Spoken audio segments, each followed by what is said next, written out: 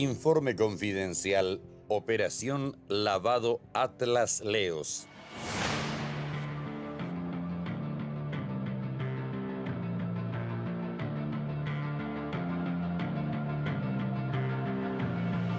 Un informe de auditoría de carácter confidencial al cual accedió el equipo de la Caja Negra revela el modus operandi del Banco Atlas, propiedad de la familia Sucolillo, en el esquema de blindaje y presunto lavado de dinero del extinto Nicolás Leos. El Banco de los Sucolillo hizo caso omiso a las señales de alerta y autorizó, sin aplicar el procedimiento correspondiente, la constitución de 2 fideicomisos por más de 40.000 millones de guaraníes para blindar el dinero sucio de Leos. El banco se expone a eventuales sanciones, como la suspensión temporal de hasta 180 días y la aplicación de una multa de hasta el 100% del monto de las operaciones fraudulentas autorizadas a favor de Leos.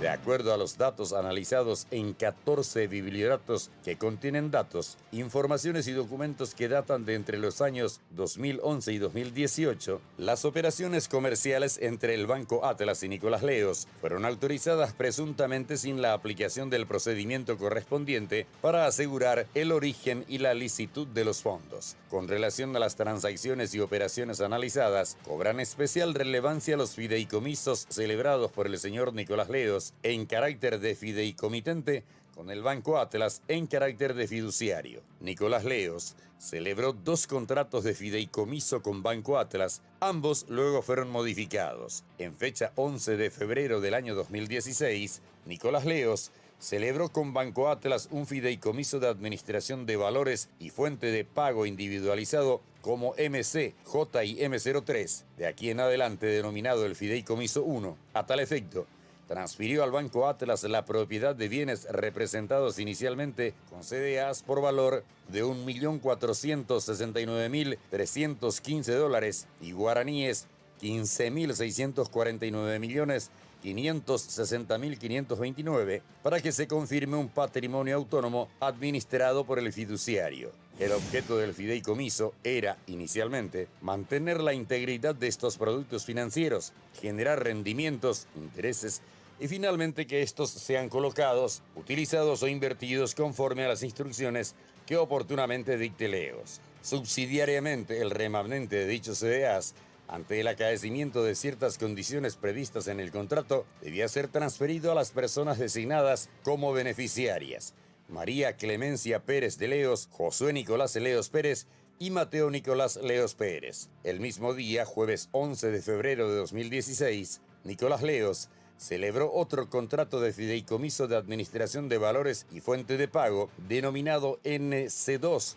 de aquí en adelante el Fideicomiso 2, con el Banco Atlas. A tal efecto, también transfirió al Banco Atlas la propiedad de bienes representados con CDAs por valor de $691.475 y $7.364.965.521 guaraníes para que se conforme un patrimonio autónomo administrado por el fiduciario. Este contrato, muy similar al anterior, se diferencia principalmente en las personas designadas como beneficiarias. En este caso, se designó a las señoras Nora Cecilia Leos Plate de Cardoso y María Celeste Leos Plate de Ribeiro. En conjunto con ambos fideicomisos, el señor Nicolás Leos transfirió al Banco Atlas la suma de $2.160.791 más la de $23.014.526.050 guaraníes, que equivalía aproximadamente a $4.022.112 al cambio del día, que sumados totalizan la suma de $6.182.903.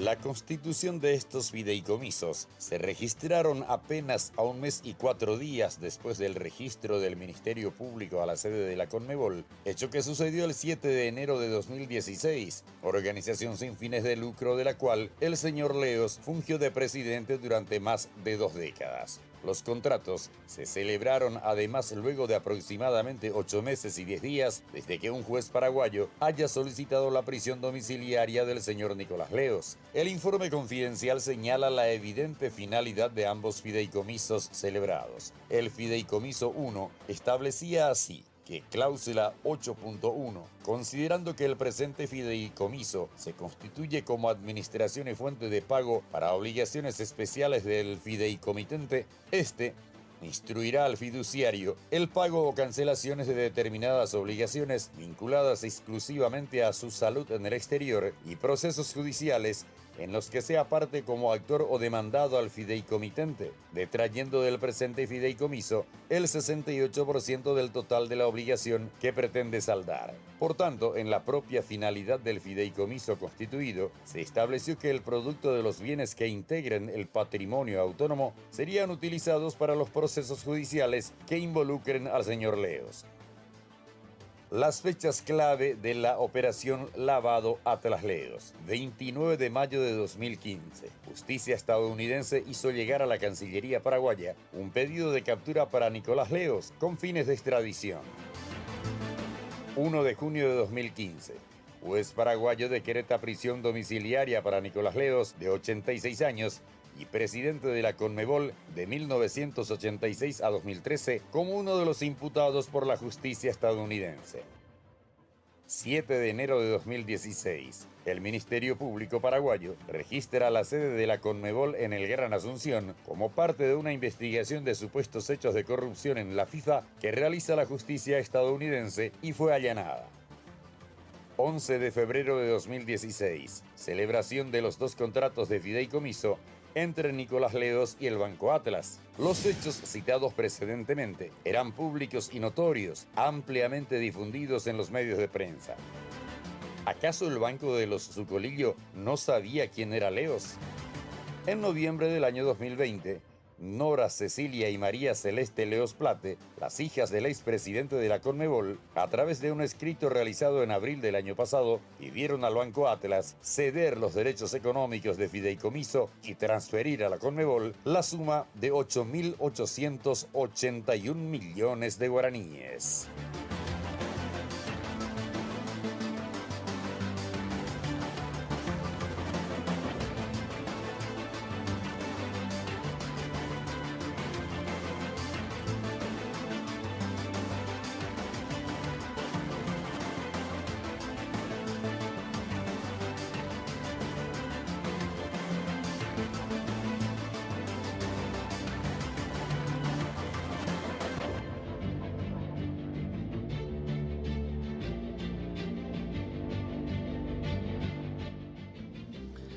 ¿Qué tal? ¿Cómo están? Buenas noches. Estamos en vivo, 21:09, 19 grados la temperatura en Asunción. Este informe que acaban de ver, nosotros accedimos, la producción de la Caja Negra, a un informe de auditoría, que fue encargado por la Conmebol, ese informe, para determinar cuestiones que hacen a la administración y al manejo del dinero del expresidente de la Conmebol, el difunto Nicolás Leos. Para entender este caso, vamos a dejar de lado y a separar el caso FIFA Gate. El origen de todo esto es el escándalo. No vamos a entrar a explicar de qué se trata el caso FIFA Gate. Dejamos de lado eso. Porque eso, por supuesto, cuando salta ese escándalo, ya se abre una investigación y el Ministerio Público tomó intervención.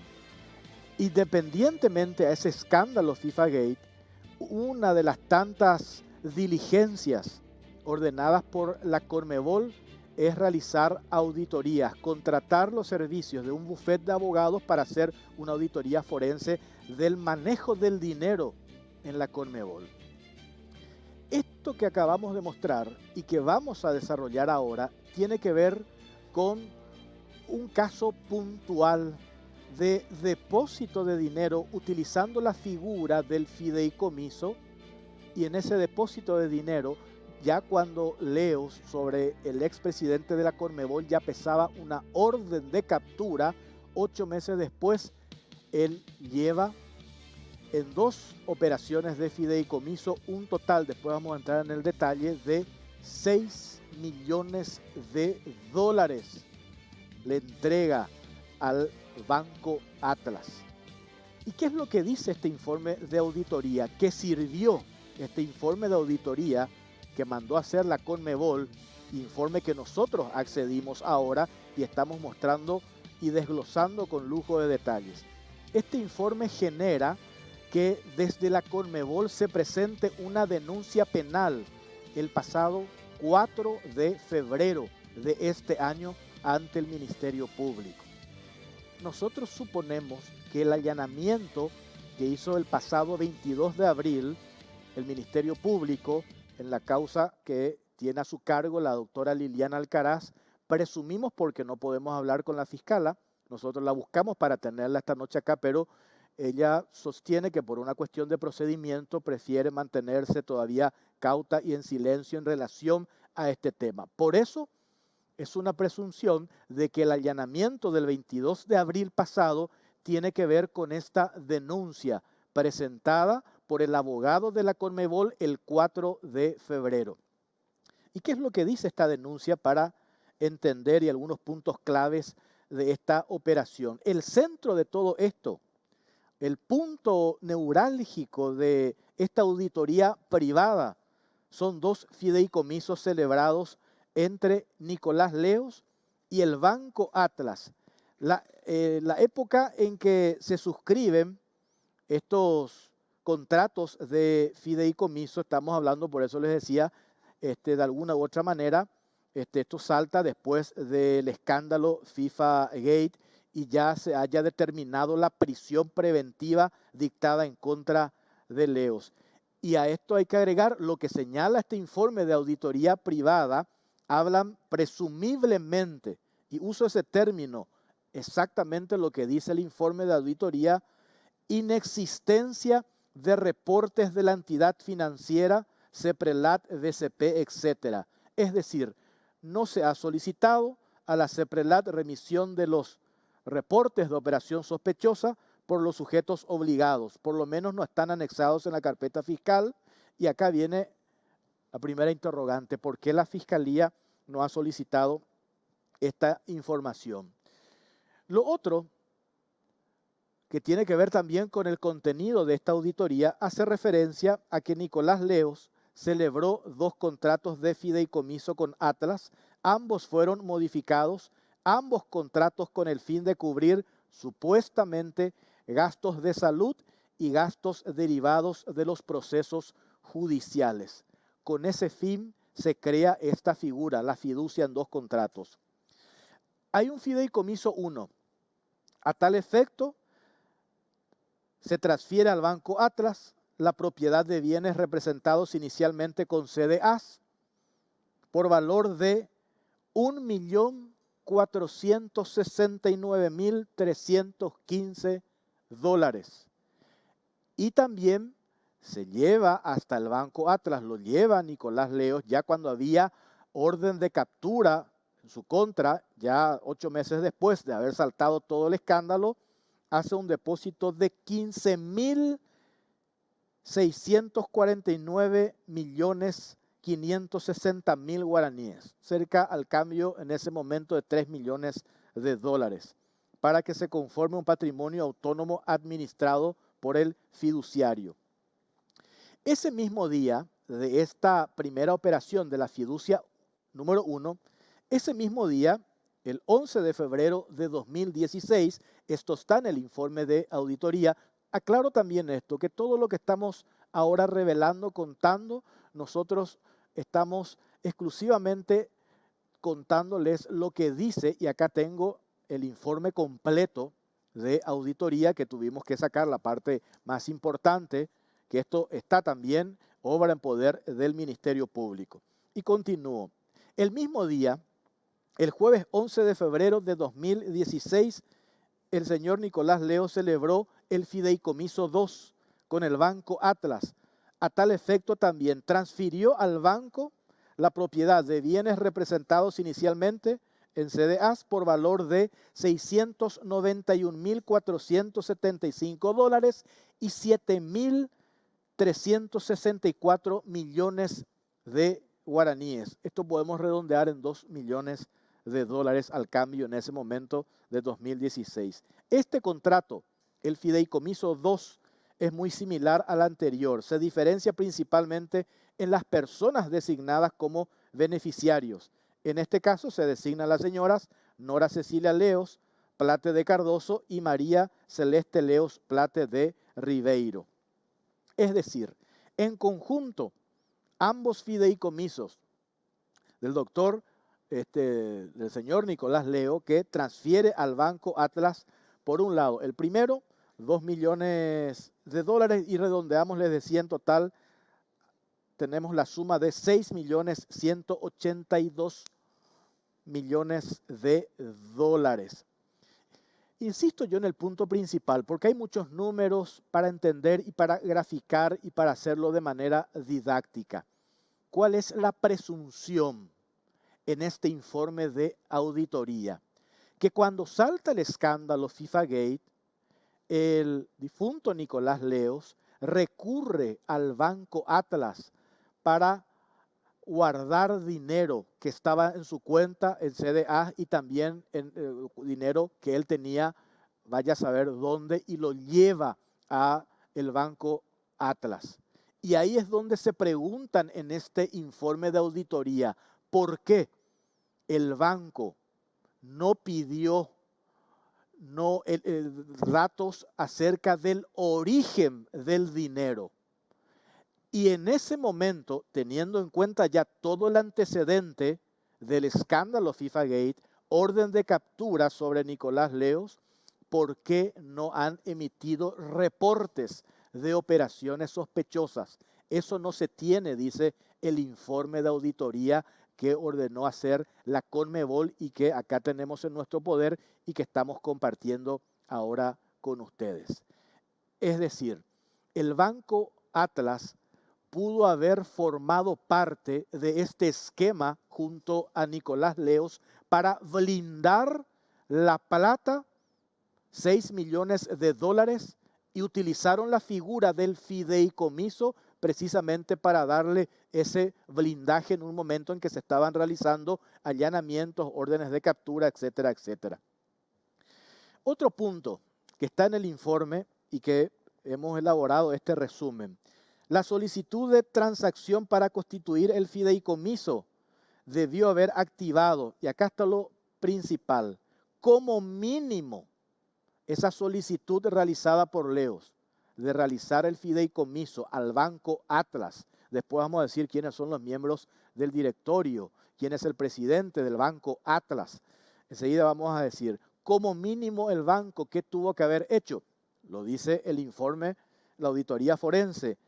Como mínimo tuvieron que haber emitido una señal de alerta que debió haber sido analizada, por un lado, por el oficial de cumplimiento, por otro lado, por el comité de cumplimiento, y el resultado de esta evaluación necesariamente debió constar por escrito. Dependiendo del resultado, debió haberse iniciado la relación comercial o no y emitido u omitido reportes de operaciones sospechosas. Todo esto se dejó de lado, dice la auditoría. ¿Por qué? ¿Por qué dejaron de lado cuando Leos abre en el Banco Atlas, reitero, la figura del fideicomiso en 2 contratos totalizando la suma de 6 millones de dólares? Y acá están fechas claves de esta operación, que parece interesante seguir la cronología también para entender esta historia. Pero antes quiero compartir la placa 1, Cintia, si tenés a mano, que dice la placa 1, las sanciones aplicables al Banco Atlas. Por un lado, nota de apercibimiento, consiste en una comunicación escrita dirigida directa y personalmente al sujeto obligado, donde el supervisor, luego de constatar en un sumario administrativo las faltas en las que aquel incurriere, le formula una advertencia u observación con respecto a la infracción cometida. Lo otro, amonestación pública, consiste en una comunicación pública que realiza el órgano supervisor sobre una falta del sujeto obligado constatada en un sumario administrativo.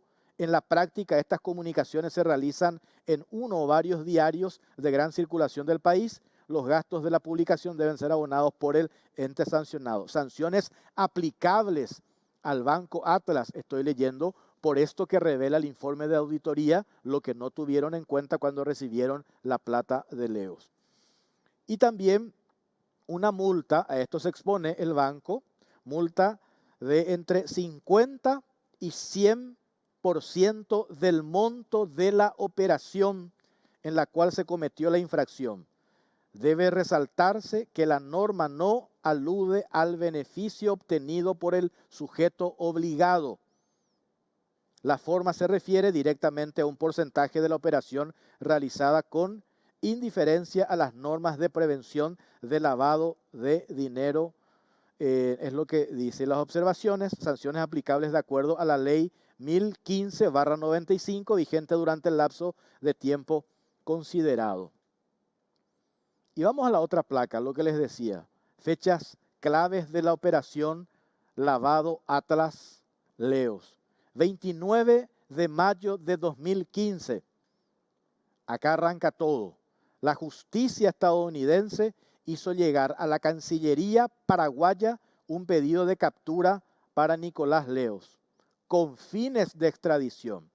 Ahí está la fecha, 29 de mayo de 2015. El 1 de junio, el siguiente, el 1 de junio de ese mismo año, 2015, un juez paraguayo decreta prisión domiciliaria para Nicolás Leos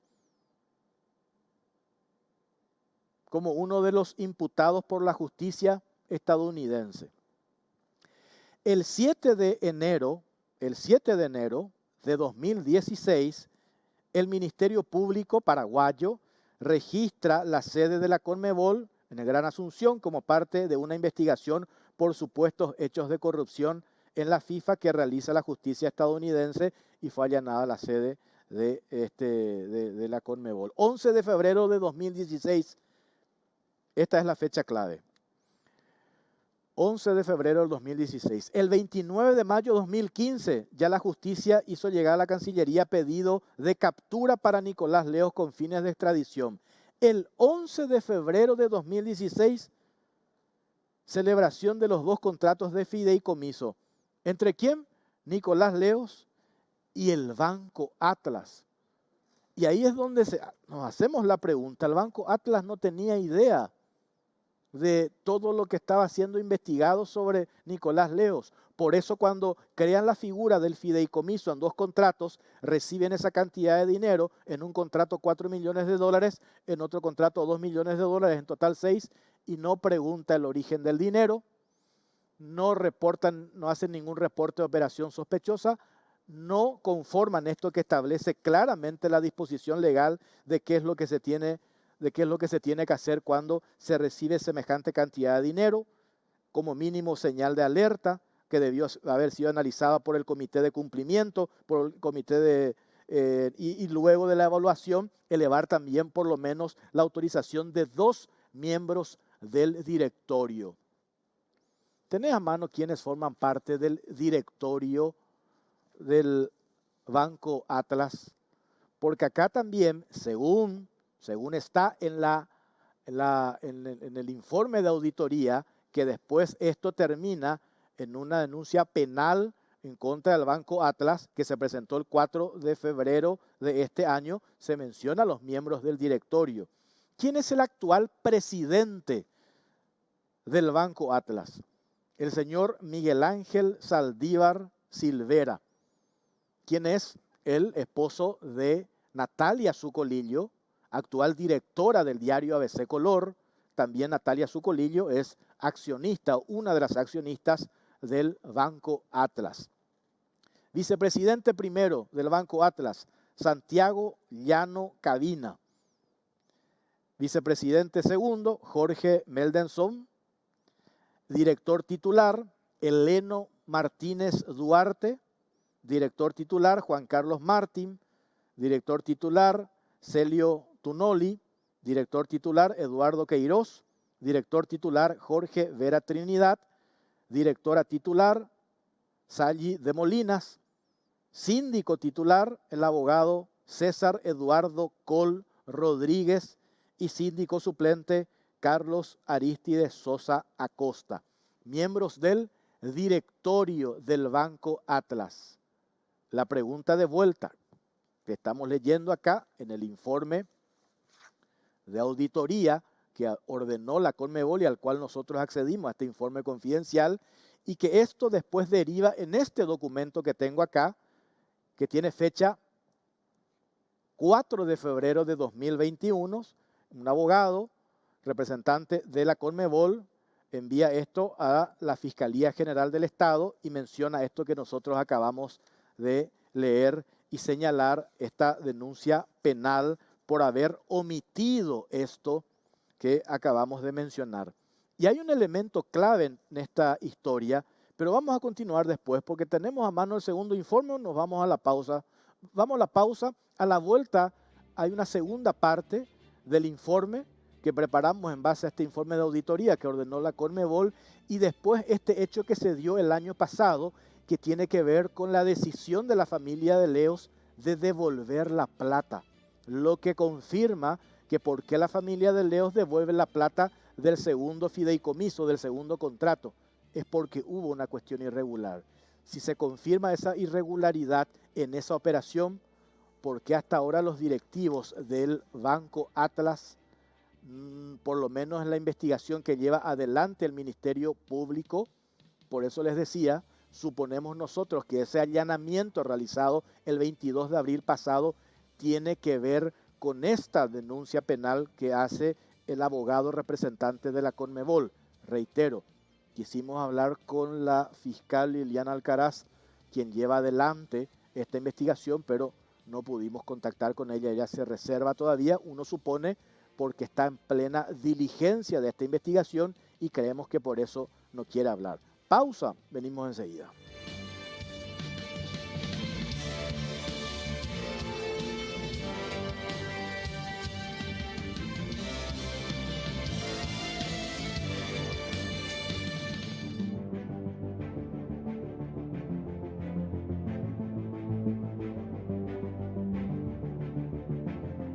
Informe confidencial.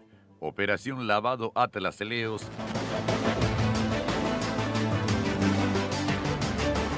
Banco Atlas autorizó millonarias operaciones para blindar dinero sucio de Nicolás Leos.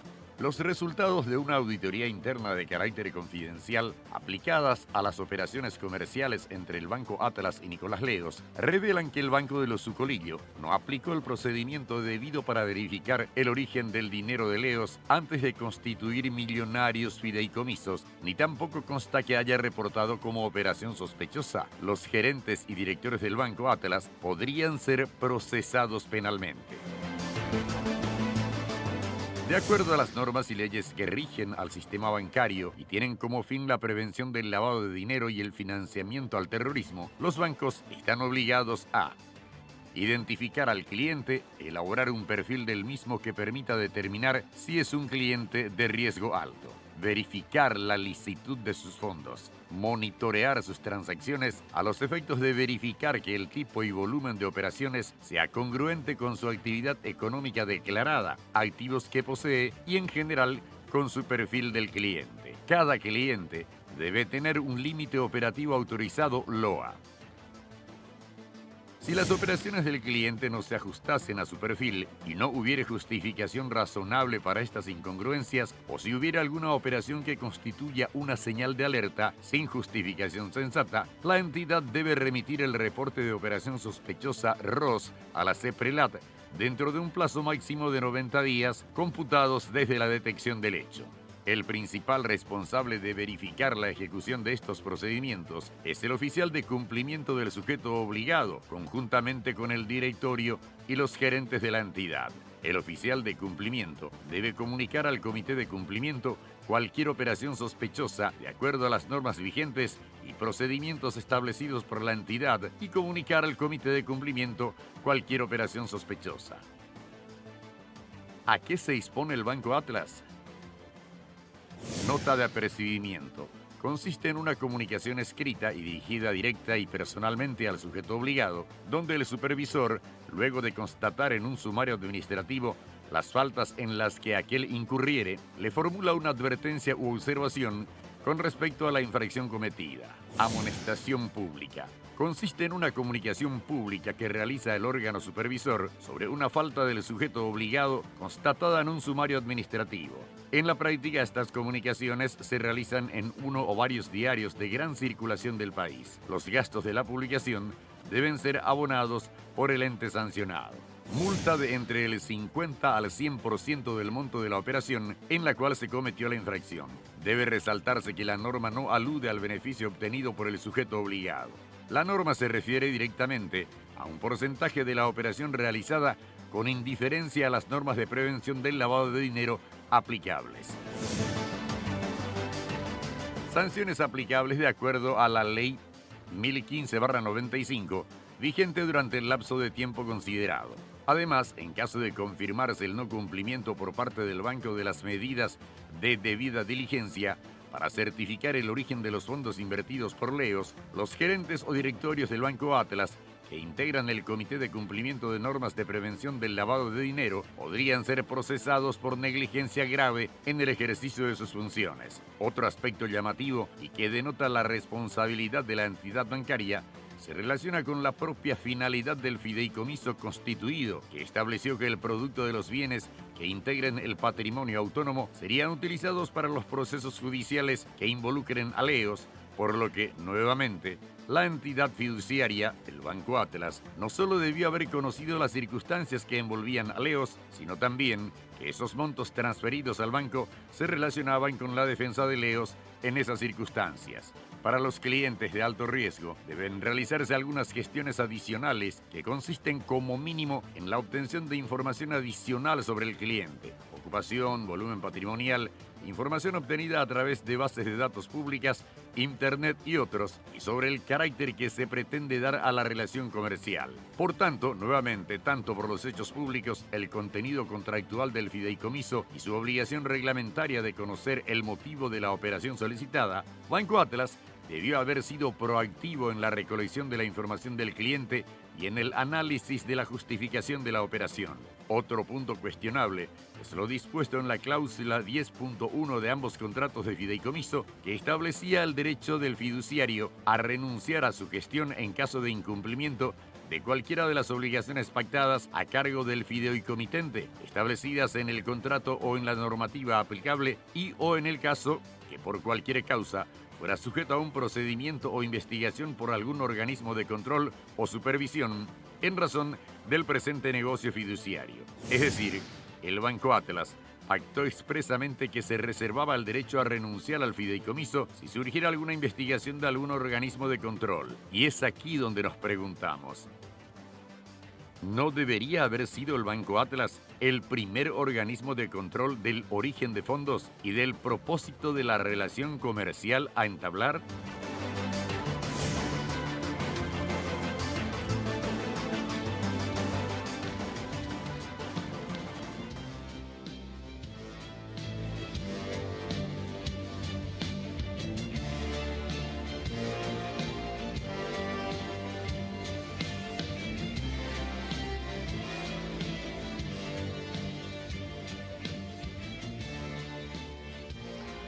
Sobre en el informe, el último interrogante, porque y acá la audiencia comparte con nosotros, me dicen, los miembros del directorio del Banco Atlas no leían el diario ABC Color, no estaban enterados, un caso que tanto ese medio en particular ha investigado, no estaban informados de la situación procesal de Nicolás Leos, con esa orden de captura internacional, la justicia norteamericana, también lo que dispuso un juez a nivel local, orden de prisión.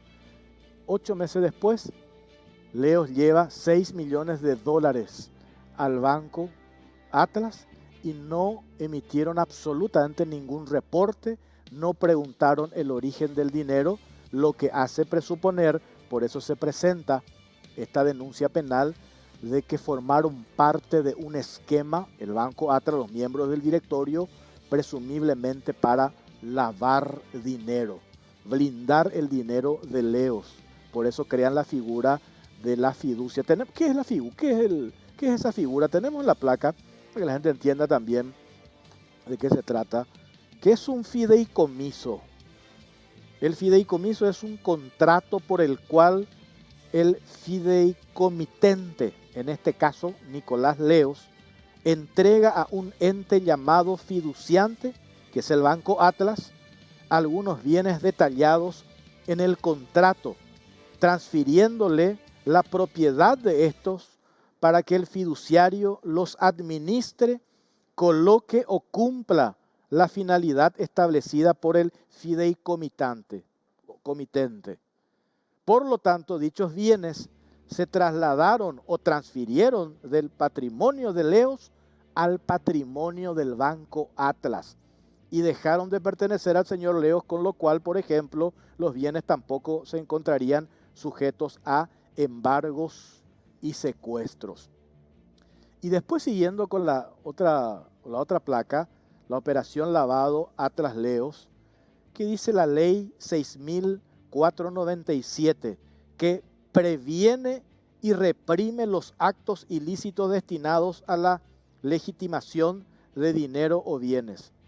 Obligación de debida diligencia de los clientes. Los sujetos obligados deberán aplicar la debida diligencia de sus clientes, sean estos personas físicas, jurídicas o estructuras jurídicas, en el momento de entablar la relación comercial o contractual.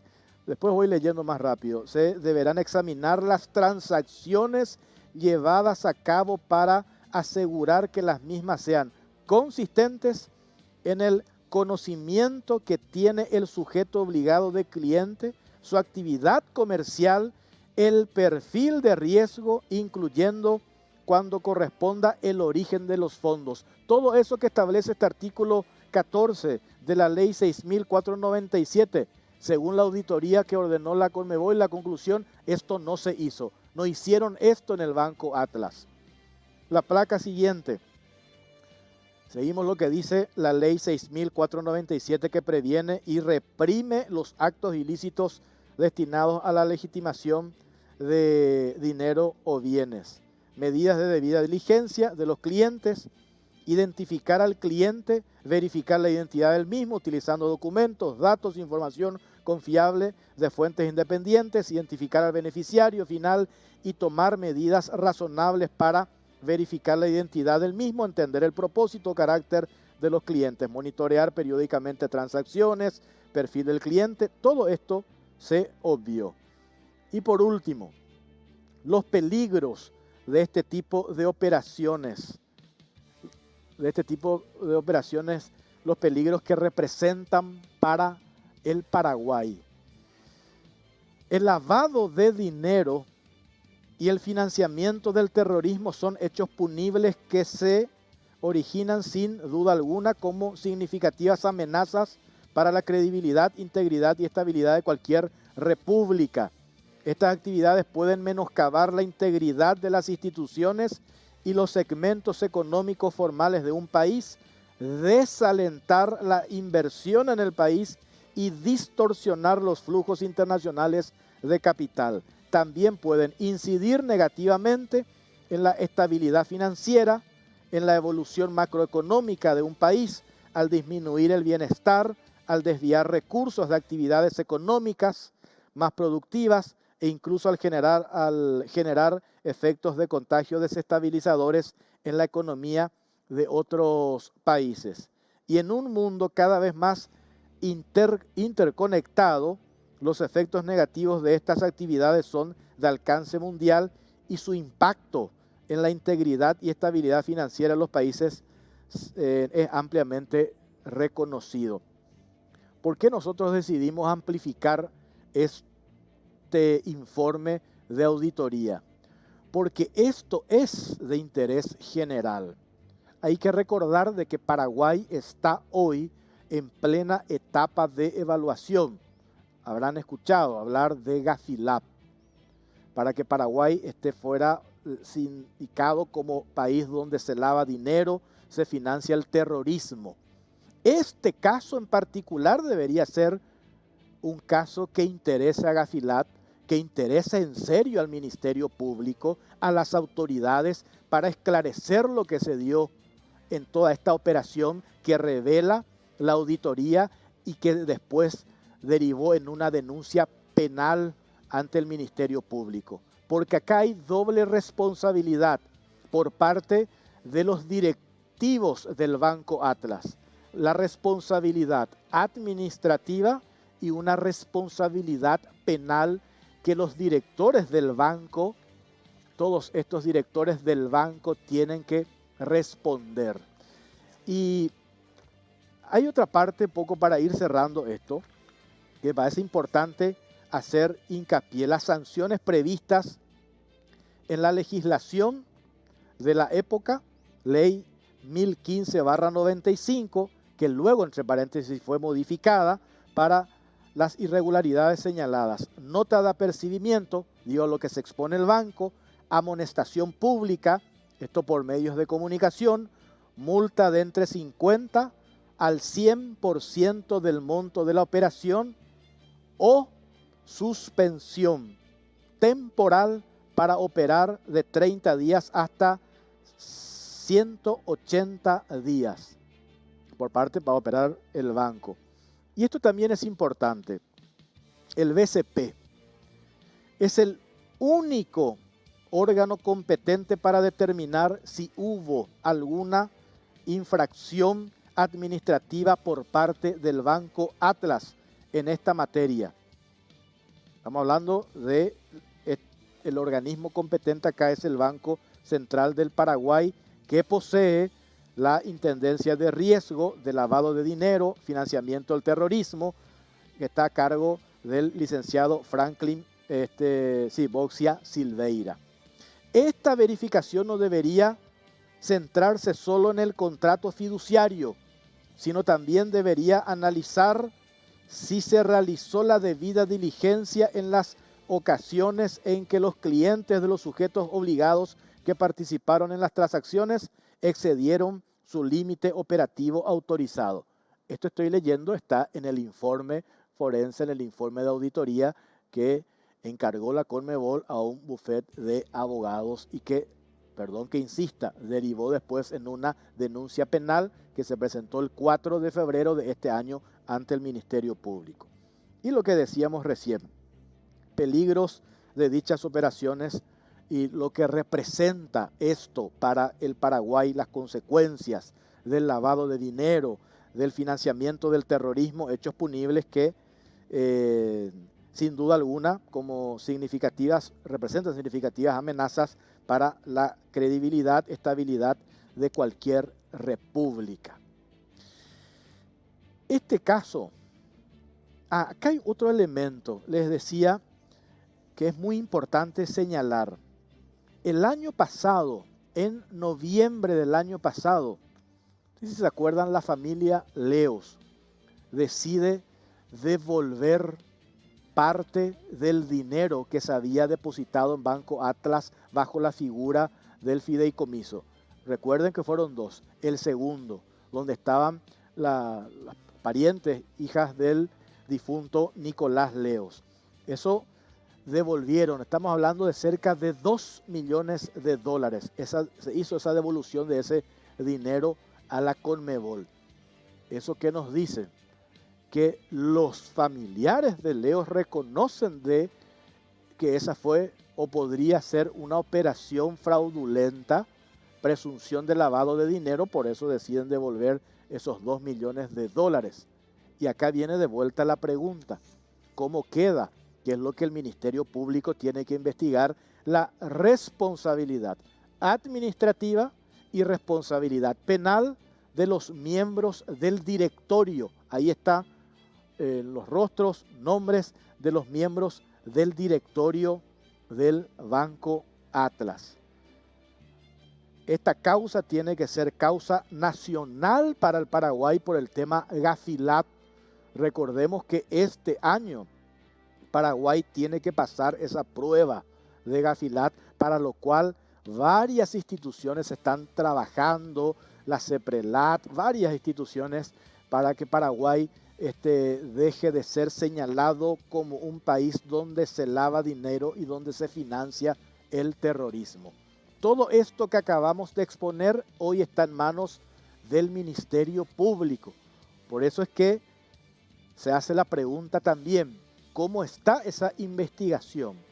¿Qué dice la fiscal Liliana Alcaraz en relación a este tema?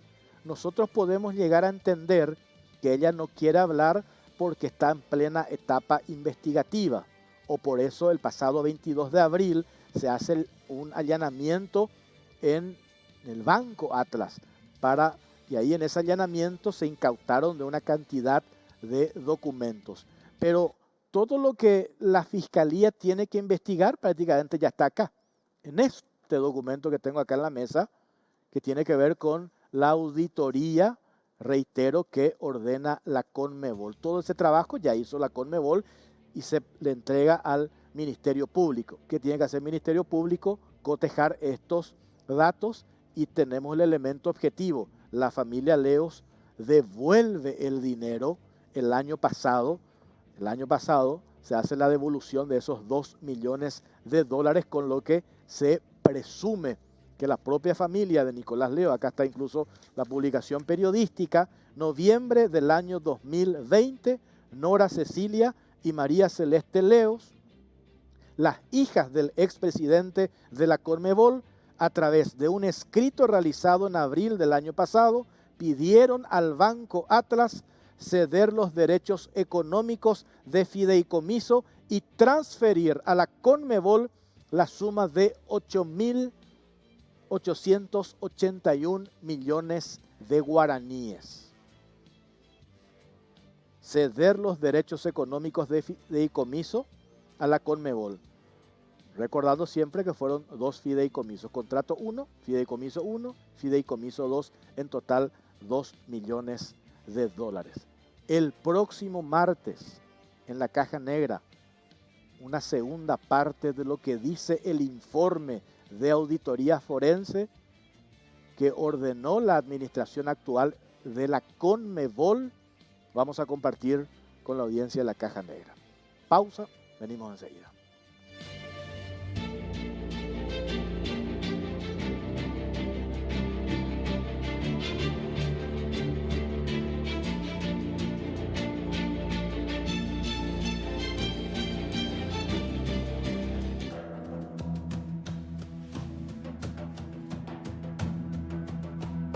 El negocio detrás de las viviendas sociales. 47 millones de dólares desatan guerra en el ministerio.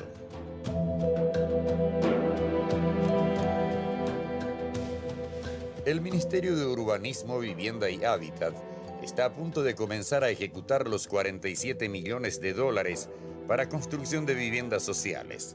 La liberación de los fondos, los resultados de una auditoría a la gestión del exministro Dani Durán, que reveló graves irregularidades y la exclusión de varias empresas, desataron una verdadera guerra. Los promotores de las movilizaciones exigen la cabeza del ministro Carlos Pereira. El Fonavis es un programa que permite transferencias directas a organizaciones que prestan servicios de asistencia técnica. Estas realizan gestiones para postular a personas de escasos recursos y eligen a las constructoras encargadas de la obra. El plan de reactivación económica del gobierno incluye la construcción de viviendas sociales aplicando la Ley 3637 del Fondo Nacional de Viviendas Sociales Fonavis. Este programa permite transferencias directas a los responsables de los proyectos de viviendas sociales denominados Servicios de Asistencia Técnica SAT. Estos servicios se encargan de la ficha social de los proyectos y subcontratan a las constructoras responsables de la ejecución de los proyectos.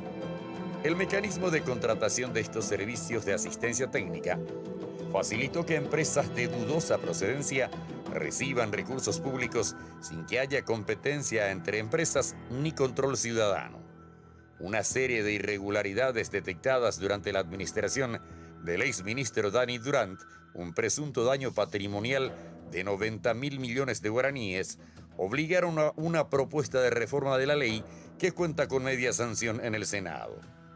Los cambios planteados incluyen el endurecimiento de los controles a las proveedoras, el cumplimiento de las especificaciones técnicas durante la ejecución de las obras y la trazabilidad de los procesos.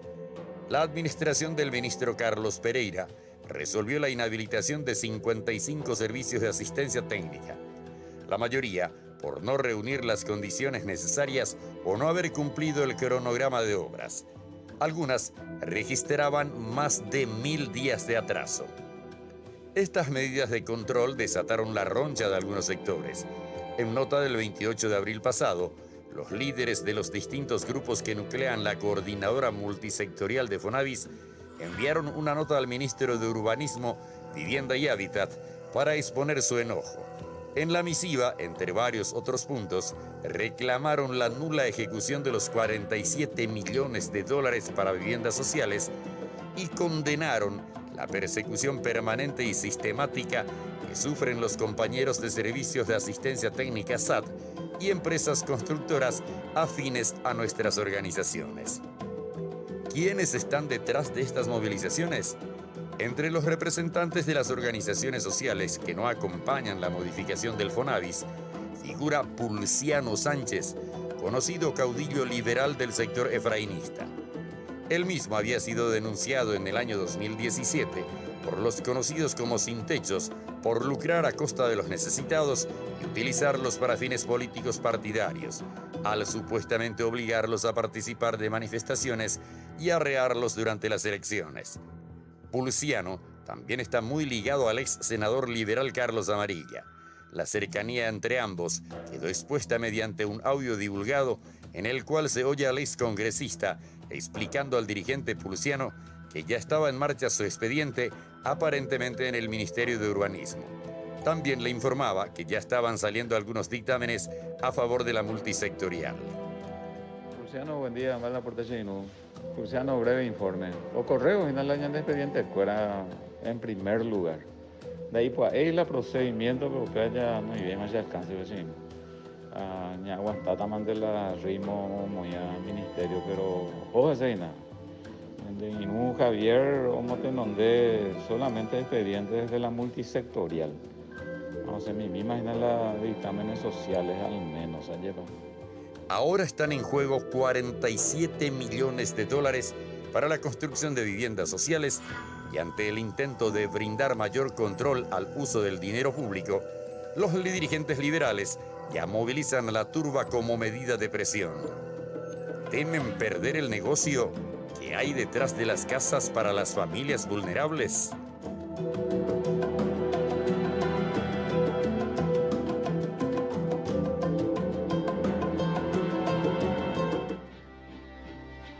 Sobre este tema le invitamos y vamos a hablar con el ministro de Urbanismo, Vivienda y Hábitat, Carlos Pereira. ¿Qué tal, ministro? ¿Cómo te va? Buenas noches, Jorge. Un saludo cordial a la audiencia. Bueno, impresionante acá la información que me pasan sobre este tema.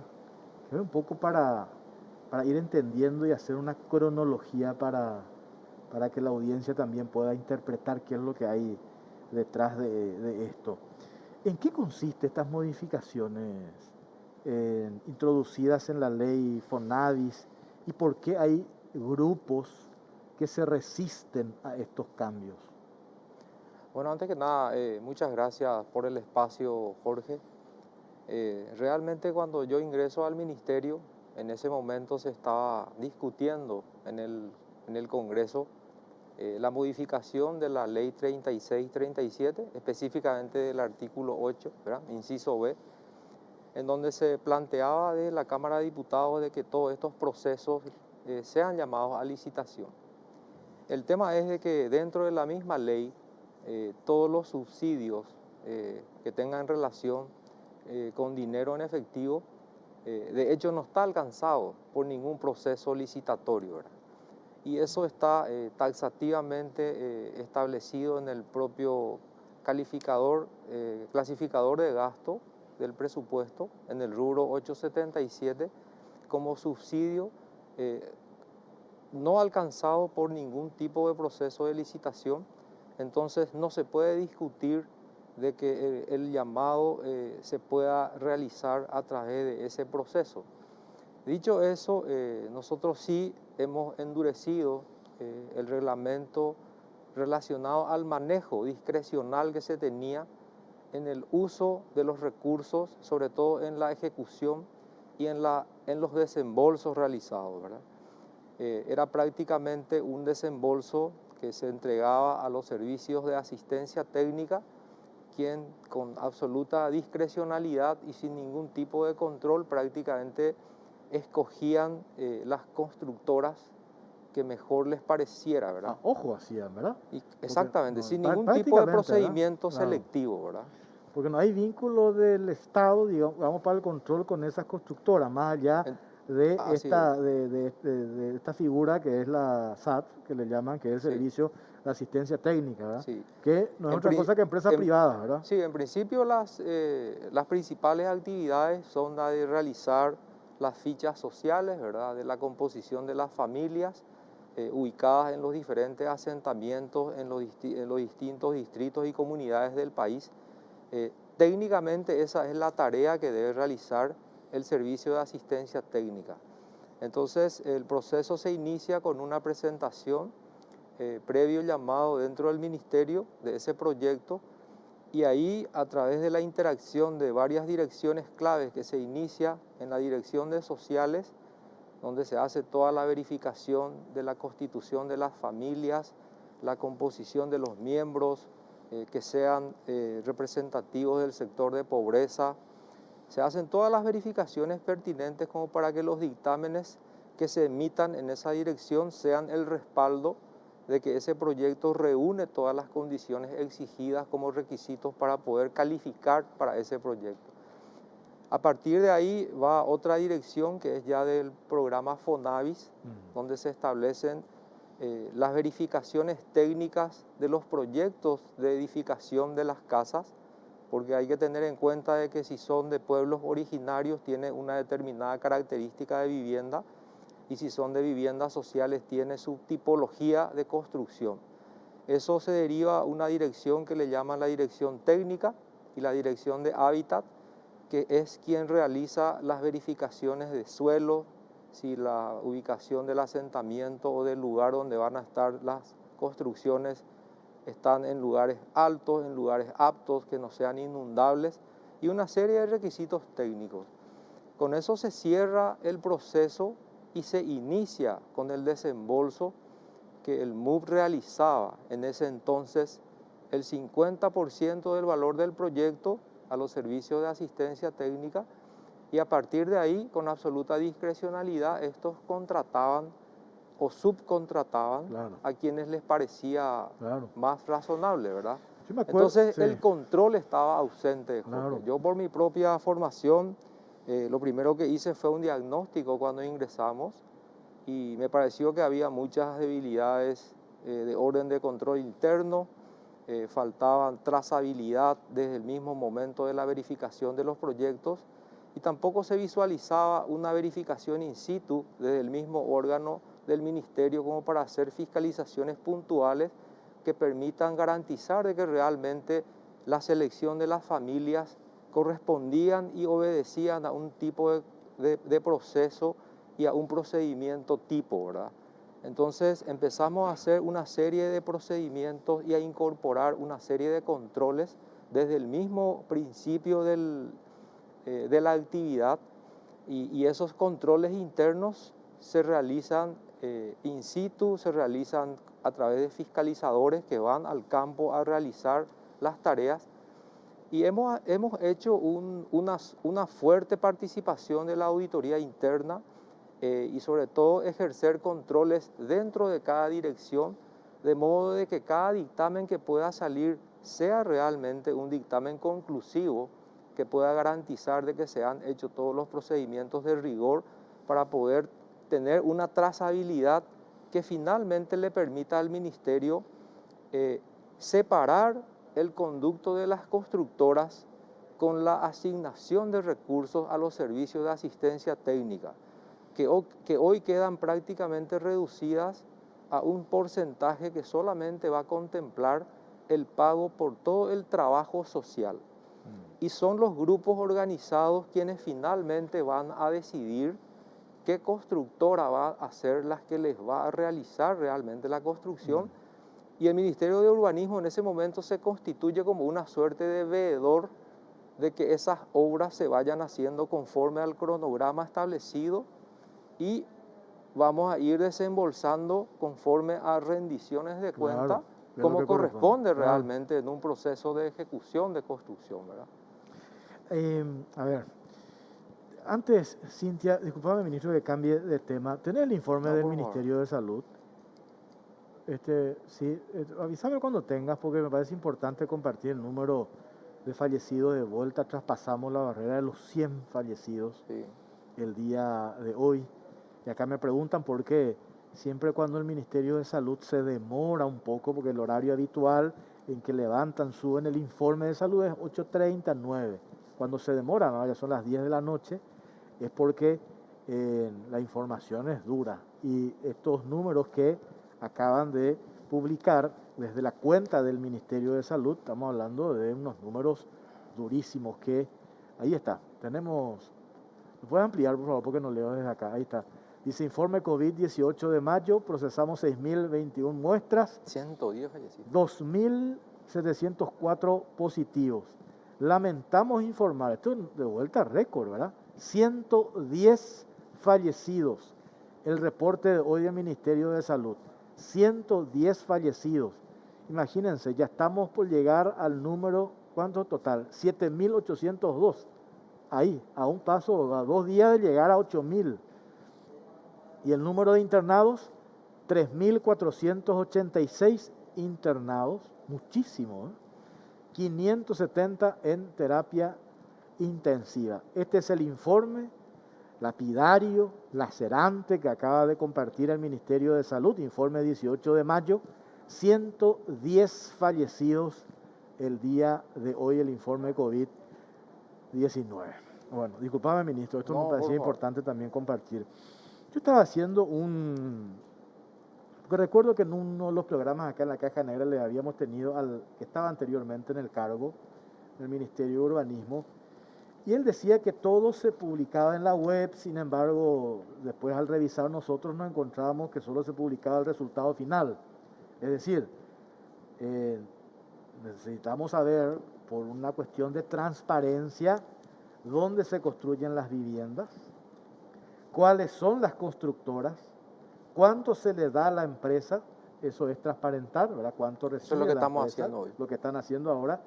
Y acá viene la pregunta, ¿cómo se garantiza que el proceso de selección de la SAT y las empresas constructoras sea transparente y de todas participen en igualdad de condiciones? Usted nos dijo, el ministerio a su cargo va a actuar como veedor, digamos, ¿verdad?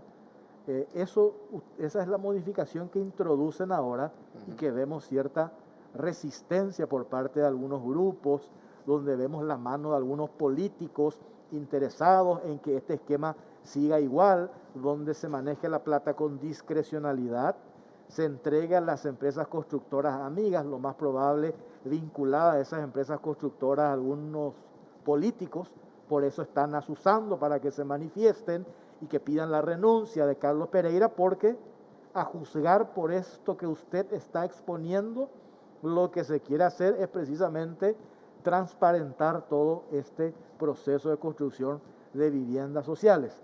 Y cuando a ese proceso de transparencia se oponen algunos dirigentes sociales y se oponen algunos políticos, eso nos da a pensar de que estaban felices de la vida con el proceso anterior porque no había control, y quiero creer otras cosas que hay de por medio.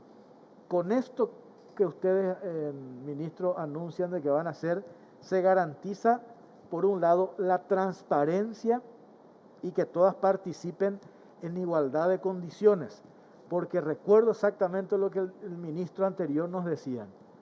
Había unos tiburones, empresas constructoras, que se llevaban todo y le devoraban a los pececitos.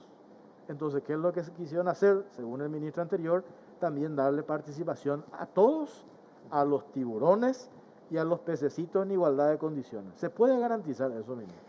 Bueno, realmente yo diría, Jorge, que desde el momento que los grupos organizados son los que realmente eligen tanto a su servicio de asistencia técnica como a su unidad constructora, conforme a la experiencia que ellos mismos tienen, conforme a los hechos que ellos tienen a la vista, porque siempre evalúan los antecedentes y ellos miran los trabajos que realizan, ¿verdad? De la experiencia que nosotros tuvimos y de lo que vimos hacia atrás, lo que nosotros hicimos fue una verificación in situ. Se han visitado si existen realmente las empresas, si tienen una oficina, si tienen planilla de IPS, y a partir de ahí ya hemos empezado a sentir los reclamos, ¿verdad? Fíjate que en 5 meses yo he tenido 3 manifestaciones, ya por escrito han pedido mi cabeza al propio presidente de la República, a la presidencia, nuevamente el día de ayer, hoy todo el día. Y así, ¿verdad? Es una constante, es muy difícil trabajar. Claro, usted llegó a denunciar, acá me pasan a la SAT que denunció por estafa y falsificación. Sí, cuando yo ingresé, ¿Cuándo ingresaron? Tenemos esos documentos, ¿verdad? cuando yo ingresé hice el corte administrativo y hemos encontrado en la unidad de transparencia que en el mes de septiembre, 3 meses antes, se había presentado una denuncia que internamente se había falseado el número y se había sustituido por otra, como para no hacer, para darle curso a la denuncia, ¿verdad? Entonces nosotros, habiendo identificado ese hecho irregular, hemos sometido a la auditoría y a la asesoría jurídica, quienes han dictaminado y han recomendado una presentación, una denuncia al Ministerio Público, una denuncia innominada, para el inicio de una investigación, atendiendo a que se trataban de falsificaciones de firmas que eran muy complejas y muy delicadas porque estaban dentro de un contenido de beneficiarios de proyectos de obras y de viviendas sociales, ¿verdad?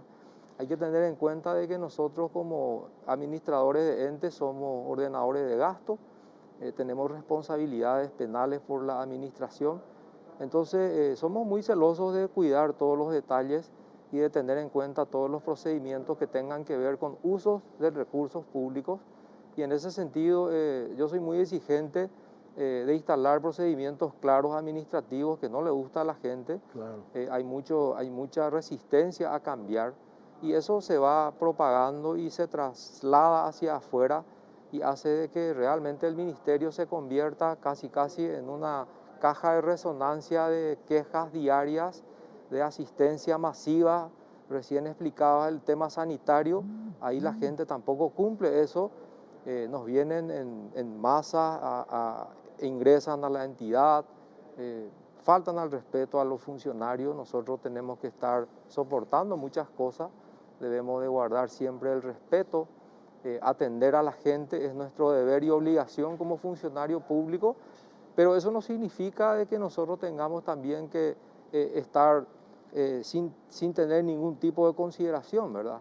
Dentro del ministerio trabajan mujeres embarazadas que de repente son faltadas al respeto y a mí no me gusta que la gente ingrese con maltrato, con abuso de autoridad y creyendo de que como somos servidores públicos hoy Pueden entrar, pueden entrar y hacer lo que ¿Esto quieran, qué es, ¿verdad? ministro? Ahí está, ahí vos podés ver este documento. Esto tiene que ver con la denuncia por estafa que hiciste, ¿verdad? Cuando asumiste el cargo.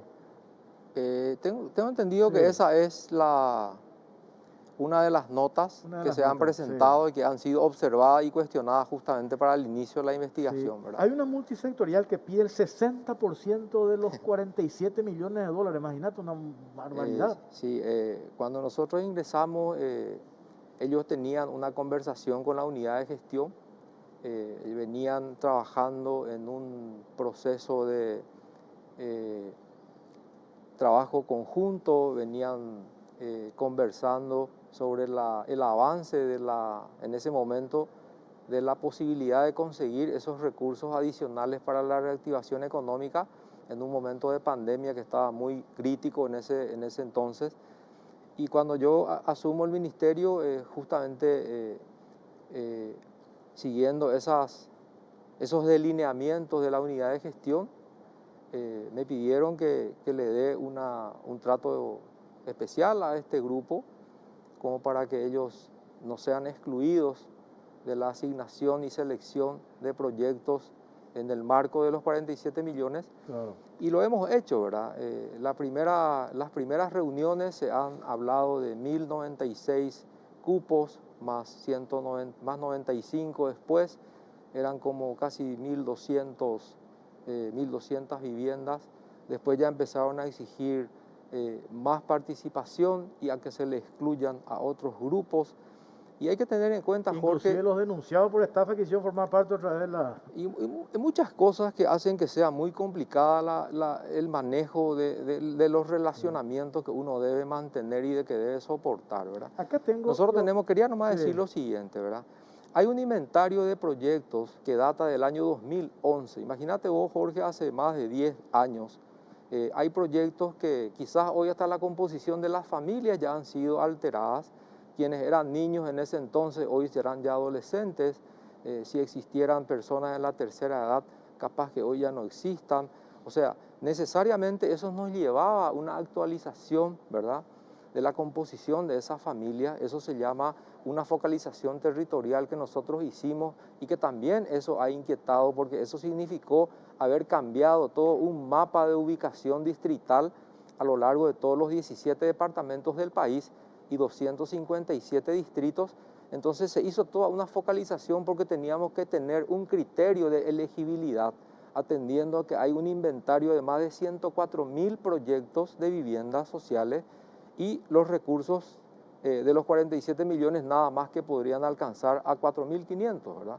Entonces, ¿cuál sería el criterio para la selección y para la exclusión? No es fácil decirle a una familia, escogí este que está en pobreza y al otro que también está en pobreza, ¿cómo le decimos que quedó afuera? Que quedó afuera o que tiene que esperar Entonces, más. es muy crítica la evaluación que uno tiene que hacer.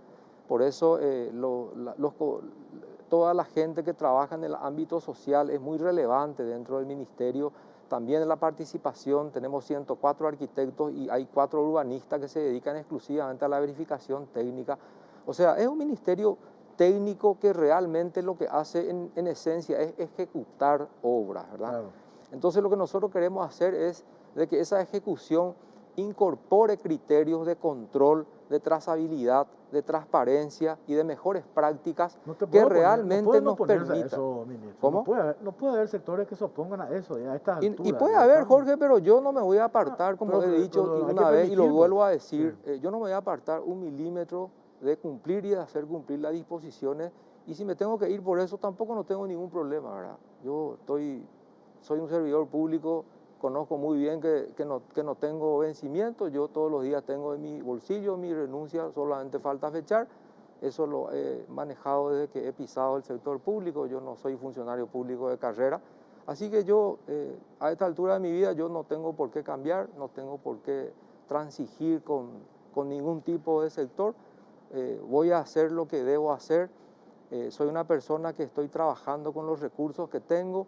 Tenemos 35% menos de presupuesto del año pasado. Nos acaban de sacar 29,6 millones de dólares los recursos de Taiwán, que fueron justamente direccionados al sector de salud para compras de vacunas, que tampoco nosotros podemos discutir. Al contrario, aplaudimos eso porque hoy sabemos que la condición crítica y la preocupación de todos es la situación sanitaria, ¿verdad? Claro. Pero tampoco podemos dejar de lado la reactivación económica.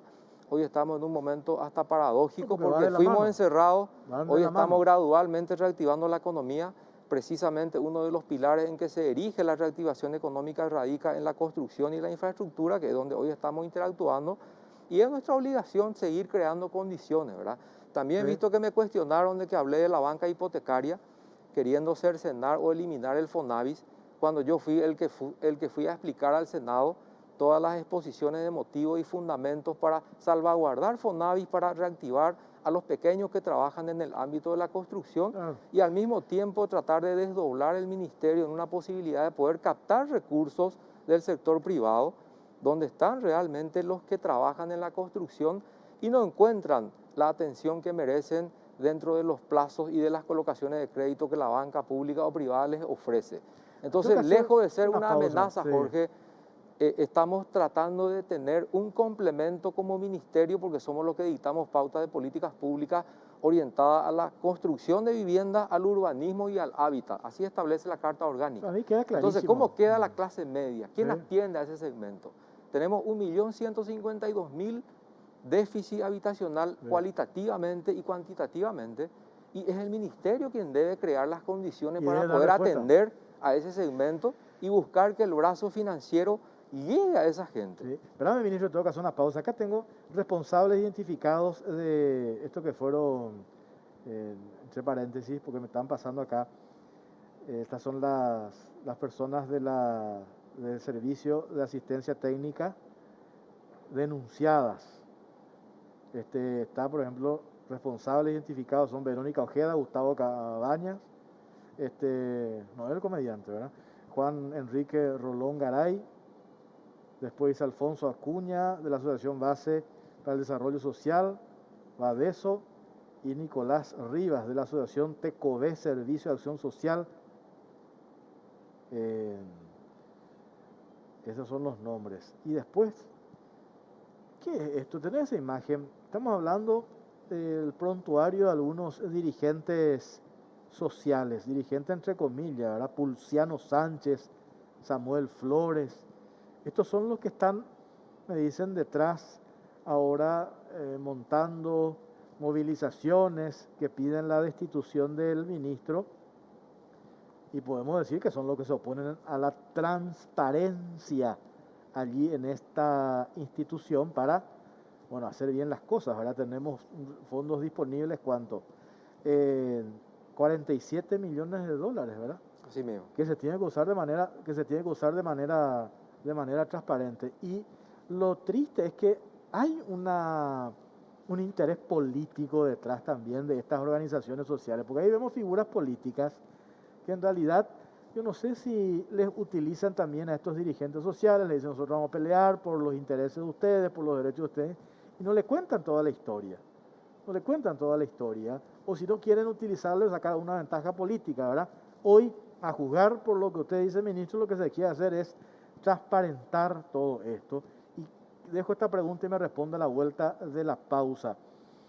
Yo me acuerdo que en la época de Soledad Núñez se aplicó un convenio con el VIP, y no sé si eso sigue vigente, para aplicar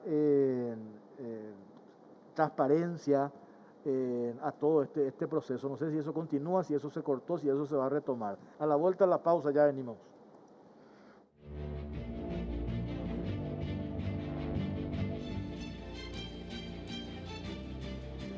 BR Car es la mejor solución para el control y ahorro de tu flota de vehículos. Personaliza quién carga, dónde carga, cuánto carga, vehículo por vehículo. Y con su sistema FullNet tenés control las 24 horas con reportes actualizados cada 5 segundos. Solicita tu VR Card al 417-5000. VR Card es de Barcos y Rodados. Ayer se hizo una movilización, hoy también. Sí. Fueron a tirar bombas, De todo. de todo, ¿verdad? De todo, sí. Son estos grupos que mencionábamos recién, ¿verdad? Así Estos mismo. dirigentes que veíamos que directamente son No, los no que se querían oponen. hablar más conmigo. No querían más No, hablar. ya no quieren hablar más conmigo. Ya solamente piden mi destitución y dijeron que hoy iban a conseguir, ¿verdad? Hoy iban a conseguir, o sea, ¿eso qué significa? Que No, y que van a presumen ellos de que tienen contactos más arriba. No, y, Presumen, digo, porque hoy no sabemos a si la eso tarde es real, me ¿verdad? vinieron a decir de que estaban gritando ahí de que mi decreto se firma mañana, ¿verdad? ¿Decreto de destitución? Sí. Y está muy bien, ¿verdad?